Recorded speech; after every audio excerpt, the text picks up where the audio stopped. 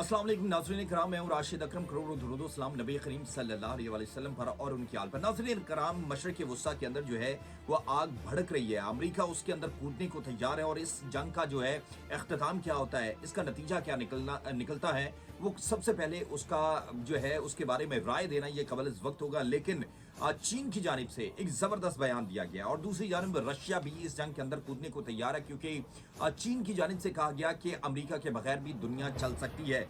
जो चाइनीज़ है यानी कि शी जिनपिंग साहब हैं, उनके जो कमेंट्री अकाउंट है वहाँ से एक पैगाम जो है वो इंग्लिश में जारी किया गया है, लेकिन उसके जो मेन पॉइंट्स हैं वो आपसे शेयर कर देते हैं। उन्होंने कहा कि 100 साल पहले बरतानवी सल्तनत आर्मी तिजारत पर छाई हुई थी, आप अंदाज़ा लगाएं। उन्होंने कहा कि उसका भी बाद में जवाल हुआ और जिस तरह वो जवाल हुआ वो सारी दुनिया ने देखा। फिर 200 साल पहले फ्रांस यूरोप के उफक पर छाया हुआ था। उन्होंने फ्रांस के ऊपर यूरोप की भी बात की है कि वो भी उसका भी जवाल हुआ और पूरी दुनिया ने देखा और जिस तरीके से जो वहां पर खाना जंगी हुई। और फिर उन्होंने कहा कि 400 साल पहले हस्पानवी ताज और तख्त मनीला से मेक्सिको तक हुकूमत कर रहा था, लेकिन उसका भी इख्तिताम हुआ। तो दुनिया जो है अमेरिका के बगैर भी चल सकती है। ये जो है चाइनीज अकाउंट से पैगाम जो है वो जारी किया गया। आप अंदाजा लगा सकते हैं कि अगर जो है ईरान पर अमेरिका हमला करता है अपने B-2 बॉम्बर्स के जरिए और उनके जो फर्दो पावर प्लांट है उसको नुकसान पहुंचाता है, तो आप ये खिता महफूज नहीं रहेगा। आपको पता है कि सरहद जो है ईरान की वो रशिया के साथ भी मिलती है,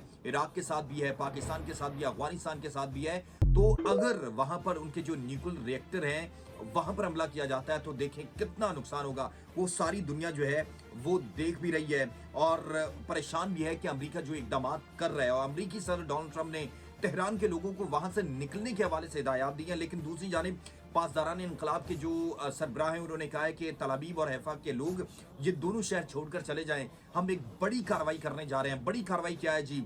ये भी कहा जा रहा है कि ईरान के पास डर्टी बॉम्ब्स हैं, एटम बॉम्ब। अगर उनका तजर्बा इनके कलब के अंदर, इनके सीने के अंदर कर दिया गया इजराइल के अंदर, तो वहां पर देखें कि कुछ भी नहीं बचेगा।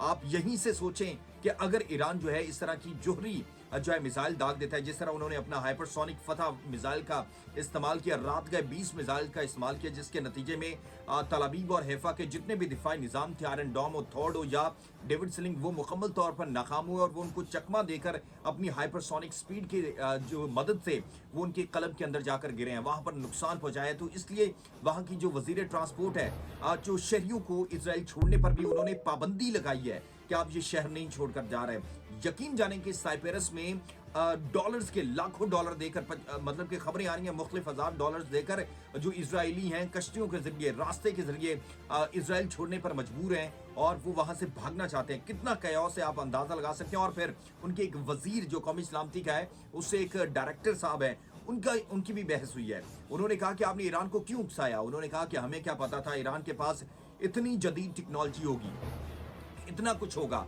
अगर B-2 बॉम्बर्स के जरिए अमेरिका जो है फर्दो पावर प्लांट पर हमला करता है तो सोचें कि उसका नुकसान क्या होगा। तो इसी तरीके से इजराइल भी परेशान है और बार बार अमेरिका की मिन्नतें कर रहे हैं कि आया खुदारा मुझे बचा लो, वरना ईरान हमें नहीं छोड़ेगा। चीन भी कूद रहे, रशिया भी कूद रहे, शिमाली कोरिया भी कूद रहे।